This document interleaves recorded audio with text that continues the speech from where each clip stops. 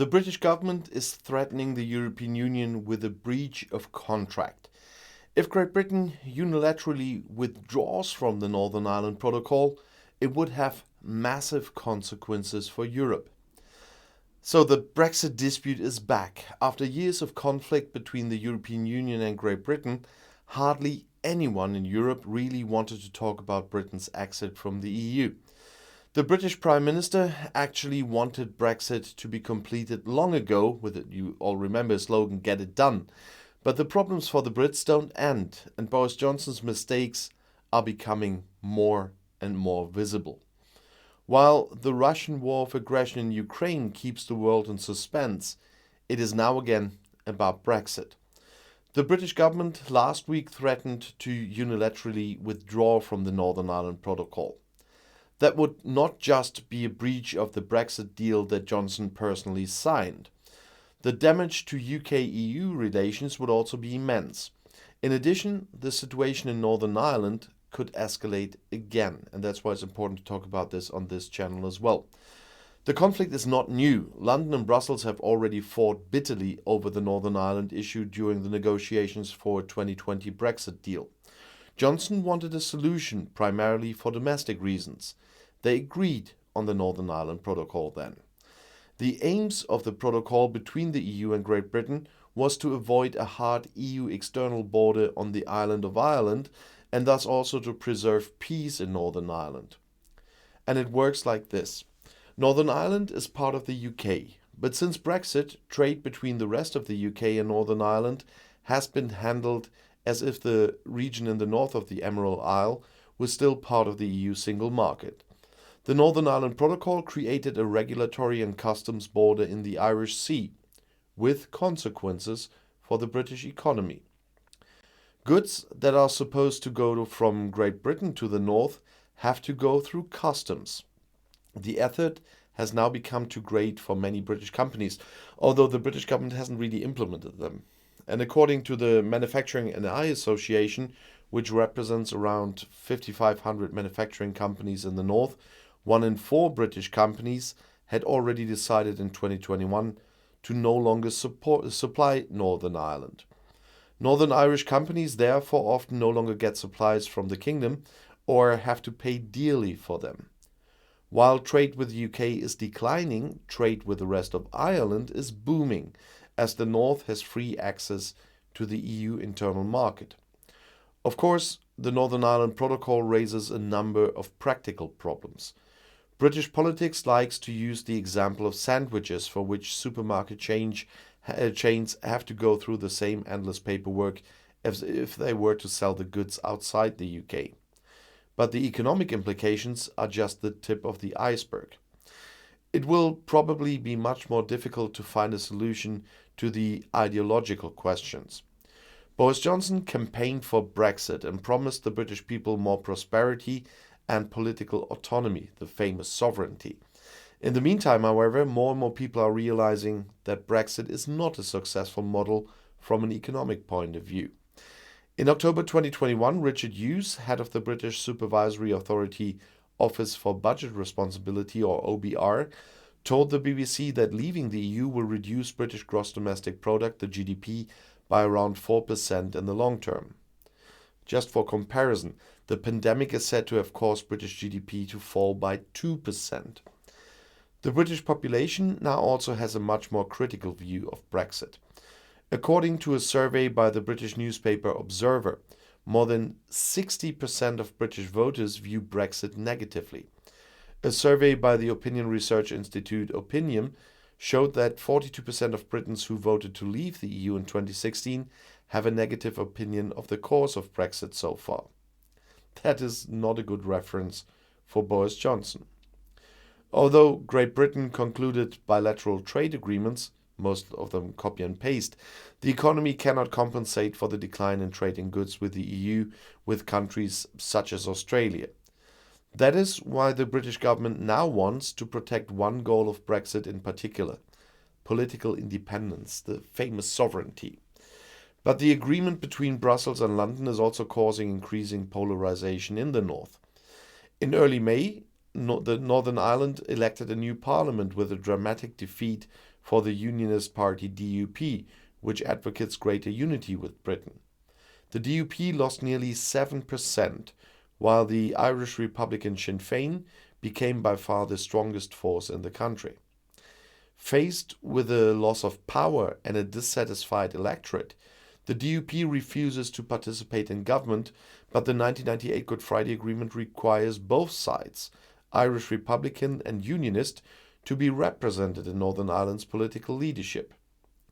With more extreme Unionist forces gaining votes, the post-election DUP is also becoming more radical, making concessions on the repeal of the Northern Ireland Protocol. A dilemma for which there is no easy solution. London and Brussels are aware that peace is at stake in the north, but both sides accuse each other of inflexibility. Months of negotiations were unsuccessful, which is why the British government is now escalating, although they declined everything that was offered. Johnson threatens to unilaterally repeal parts of the protocol. And British Foreign Secretary Liz Truss told the London Parliament 2 weeks ago that the government intends to pass legislation that would allow the Northern Ireland Protocol to be amended, and they put in the bill. Preference remains for London a negotiated solution with the EU, which is just a lie, seriously. According to diplomats, the result could be a trade war in the middle of the Ukraine war. The EU Commission immediately condemned London's plans. If London changes the protocol, Brussels will have to react with all available measures. That was said by Commission Vice President Maroš Šefčovič. And he said, unilateral measures that contradict an international agreement are not acceptable. And he is so right. The UK government is calling for customs checks to be lifted on goods destined for Northern Ireland only. The EU also only wants to carry out random customs checks on goods from Northern Ireland. Chance of agreement there in this part is good. Both sides are not far apart, but Brussels will always insist on controls to protect its own internal market. A likely solution is where there are two customs lanes, one for goods bound for Northern Ireland, one for goods bound for the EU. Johnson wants any tax breaks decided by the UK to be allowed to apply in Northern Ireland as well. The chance for this agreement is not so good. This is difficult for the EU because they have to protect their own internal market. Northern Ireland could become a tax haven, putting EU companies at a competitive disadvantage with the open border. Both sides have proposed simplifying the bureaucracy involved in trading goods. Brussels already proposed this in October 2021. Due to Northern Ireland's close ties to its own internal market, the EU does not want to give up the jurisdiction of the European Court of Justice, the famous ECJ, in disputes. Great Britain wants an international arbitral tribunal based on the Swiss model, but it has nothing to do with the EU internal market. We're talking about that.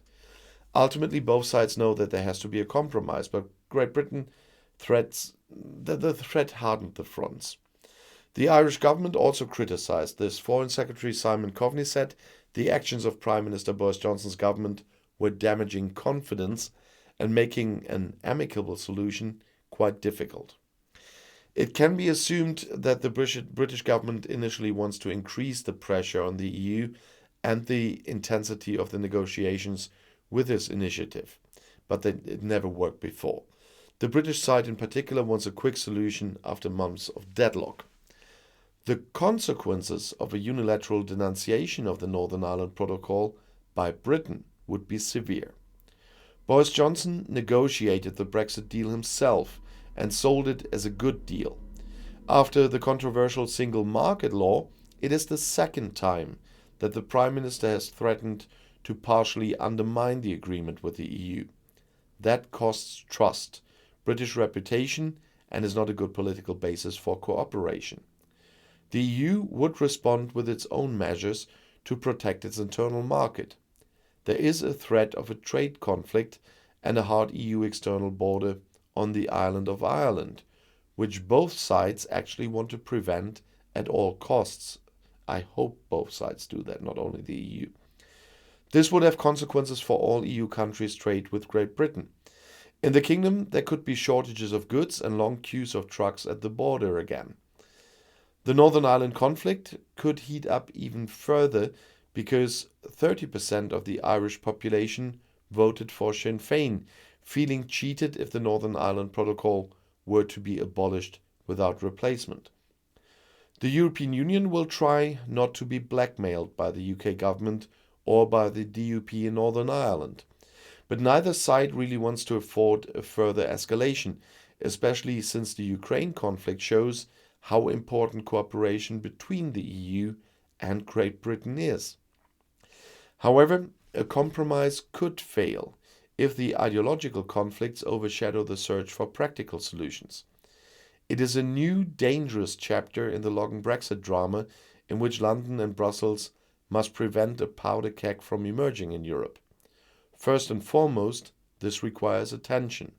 But I have my sincere doubts as long as this Prime Minister, or in many videos I call him Crime Minister, is at the steering wheel, because he does all of this for domestic reasons and to stay in power.